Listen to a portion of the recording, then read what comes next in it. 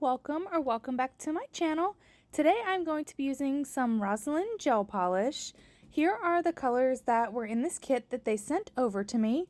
I absolutely love the variety of colors in this kit. There were a lot more pinks than I had thought there were going to be, but all of the pinks are different shades. There were also 4 reflective glitters that are absolutely gorgeous, and I'm going to be using 2 of them today. I do flip on my flash for you guys so y'all can see right now how gorgeous those reflective glitters are, and just so you can see the colors a little bit better. Lots of blues, pinks, there's peach, there's teal, orange, yellow. This kit really has all the colors that you could need. It's got glitters, shimmers, holographic, reflective, all the things really, and it's got your staple black, which I love that it comes with. It also comes with a base coat, top coat, and a matte top coat, so that is also great as well. I absolutely love that it comes with everything that you need to do a gel polish manicure. So in today's video, I'm going to be using some of these colors. I don't end up using 361 or 121. I thought I was going to, but I did not end up using those. I just wanted to show y'all the reflectiveness in this red glitter just while I had the flash on. So, for today's nail set, I am going to be using red and black. I wasn't 100% sure what I was going to be doing when I first started. I just knew that I had to use this red. I wanted to use the reflective glitters. So I decided that I was going to do a red base underneath the red reflective glitter. And then I was going to do black with the reflective black glitter as well. But I wasn't quite sure on the design I wanted to do. So this red is like absolutely gorgeous. It does not pull orange. It doesn't pull pink. It's just a straight red. Now, I usually have a hard time when I'm finding a red that is actually like a true red. I have so many reds in my drawer, and I think only 2 of them are actually real reds. A lot of them pull pink, and I don't really mind, but if I'm looking for that red, like red color, like y'all know what I mean, like that red, like that red theory sexy red color, I want it to be really red. I don't want it to be pink. I don't want it to be orange. I don't want it to pull any other color except red. So this color does that for me. This color is great. Now the tips are clear, and you can see how good of coverage that it gives you in just one coat. Since I'm going to be doing the reflective glitter over top of it, I just decided that I was going to do 1 coat of the red polish and then throw the reflective color on top. So that's why I'm making sure that it's fully even everywhere. My cuticles, I always make sure that they're clean. When I'm doing gel polish, I like to use an orange wood stick, and I just dip the tip of it in alcohol. And I also put a little bit of alcohol on my paper towel that's sitting to the side, just so that it's able to fully get all of that gel polish off. I also try to be really careful. Alright, so now we're going to move on to the middle and the ring finger. I decided that I was going to be ballsy and try a black and red ombre for the first time. So I didn't want to get any on my skin, and I really didn't want to wait for the liquid latex to dry. So I decided that I was going to use these nail skin protector latex things from Maniology. You can really get them anywhere. I just got these ones in a sub box last year, and I really like them. They're really easy. You don't have to wait for the liquid latex to dry. You just put them around the cuticle, you press them down, get them exactly where you want, and then you can do your stamping. You can do stamping ombres, you can do gel ombres, you can play around with spider gel. It basically prevents anything from touching your skin, which is what you want when you're doing anything that could possibly touch your skin. Now, I wouldn't use these necessarily if I was doing like a builder gel fill or anything like that, just because you could catch the sides of the latex underneath the builder gel, and then when you pull off the liquid or the latex, you might lift your builder gel. So like I wouldn't do it for that. but I do it for gel polish if I'm worried it's going to run or if I'm trying a new design or something. But this is super simple, and y'all are going to see how easy the cleanup is when I'm done. So for this ombre, I have seen a ton of techniques to do it, and today I am just going to do the sponge and polish technique. I am not going to use a layer of clear powder, which I'm going to do in my next time I gel ombre. This time I just do a small section of black. I use a makeup sponge and I apply the small section of black. I apply the red through the middle to free edge of the nail, and then I use a sponge to assist me in the blending. Now there are so many ways to do ombre, and I am definitely aware of that.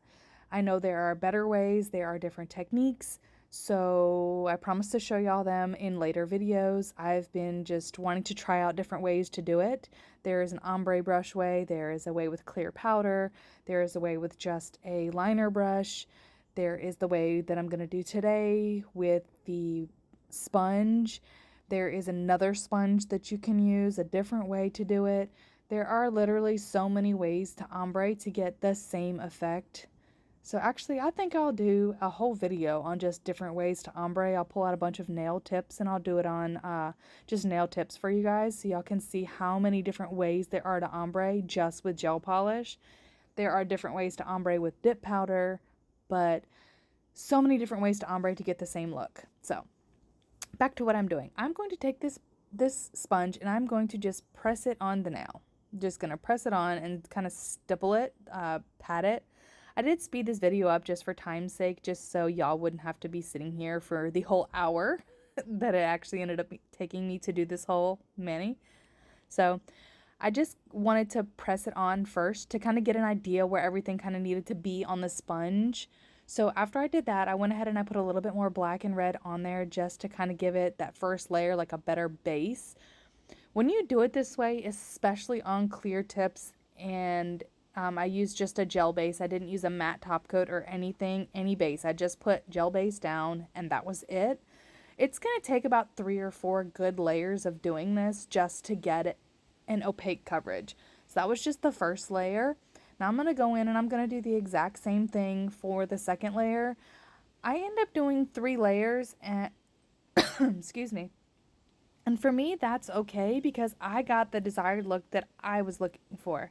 Because I knew that I was going to be putting a design over most of the red anyway. I just wanted it to be opaque enough for it to not be completely see-through so that my design that I was going to do would still pop. I mean, it really is however you want to do it. This was my first time ever even trying the ombre this way with gel polish. I've only done this one time with stamping polish, and that was it. I have not practiced with it. I've only watched a lot of videos. So I thought that I would be trying some of my first time things just on videos for y'all so that you hopefully will just try new things, maybe. So you're not scared to try new things. Because I know that sometimes I get intimidated by trying new things. I get so many ideas of stuff that I do want to end up doing that I just don't do anything. I kind of get frozen with so many choices and options of things to do. But I want to start doing first time things on my channel so y'all can see that it just takes trying them to even know if you'll like it. And I do know that black and red or colors that are so far apart are usually pretty hard to ombre, so I was kind of nervous this whole video. But here's my third layer, and y'all see that it is kind of going like the opacity worked. It's not a super stark line. It's a little bit blended.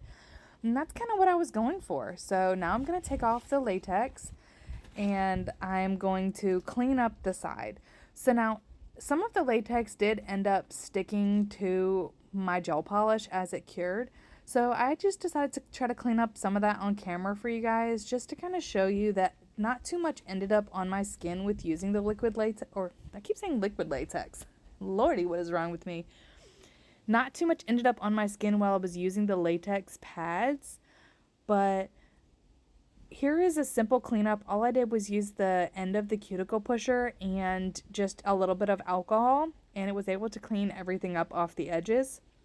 Now I'm just going to use a base coat to kind of seal everything in and get my nails ready for the next step. So I decided that I was going to be a little ambitious and I was going to try, since we were doing an ombre for the first time, I figured I would go ahead and I would try to do a bat and a spider web at the free edge, kind of at like a French tip bat and a French tip spider web. I saw them a couple of days ago and I was just intrigued, and they looked so easy. That is the thing about nail art. People make it look so easy that I just want to try it, and then when I go to try it, it doesn't end up working that way for me. So I go ahead and I wanted to put the red glitter, or the reflective glitter, on the pinky and the index finger. Excuse me, sorry. I'm getting distracted by my neighbors and stuff coming home. So I'm putting the reflective glitter on my pinky and my index finger. I end up doing 2 layers of the reflective glitter just to get the glitter as reflective, like all the pieces, to get it super reflective, because I know that when I do my bat, it is going to be in a closer spot. So I know that I'm going to be able to, it's going to be in a smaller spot. So I'm going to be able to get a more glitter pieces there versus spreading the glitter out on the whole nail, if that makes sense. More of the glitter pieces will show up when I just use the liner brush to fill it in versus using this big brush to spread it out so far. So I hope that makes sense, and I hope y'all get what I'm talking about. But back to this bat and this spider web. Now, I cut out a lot of doing the bat and the spider web. The bat I had to do twice. I did okay the first time, but when I went to kind of clean up the edges a little bit with a different brush, I completely ruined it. So this right here is going to be my second attempt that I show you on camera. I left off the first attempt because I just felt like the video was just already so long and the bat wasn't super bad. I just messed up the wing a little bit and I was just frustrated with that. So I didn't end up showing the first attempt of this bat. And I do speed it up just a little bit for y'all, like I was saying, because you can kind of see what I'm doing. But when I'm doing nail art, I move my brush so slow that if I was going any slower, I think I would be going backwards. That's how slow I go with this brush. And I'm trying to talk to my kids because they are still doing school. My toddlers were napping and my big kids were on their computer doing their assignments. And of course, when I got to this point in the mani, they both had questions and I'm trying to talk to them and answer questions like, what is a heptagon? And I'm like, okay, you have a whole computer sitting in front of you. Why don't you just look it up on Google? So I'm trying to explain to them different things, and then my daughter's asking me what words are and how to do this, and it's easy stuff that I can explain from sitting here. So I felt like I was just gonna be able to continue to do my bat. And it just got crazy. So that's why the first attempt is wiped off. And then, because I was trying to talk to them and I turned my head and I brushed into what I had already done. My bat wasn't bad, but I just brushed into it and it was unfixable.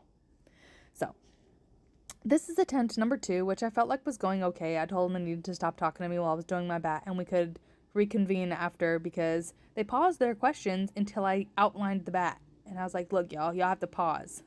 So that's why my bat ended up being okay for this time.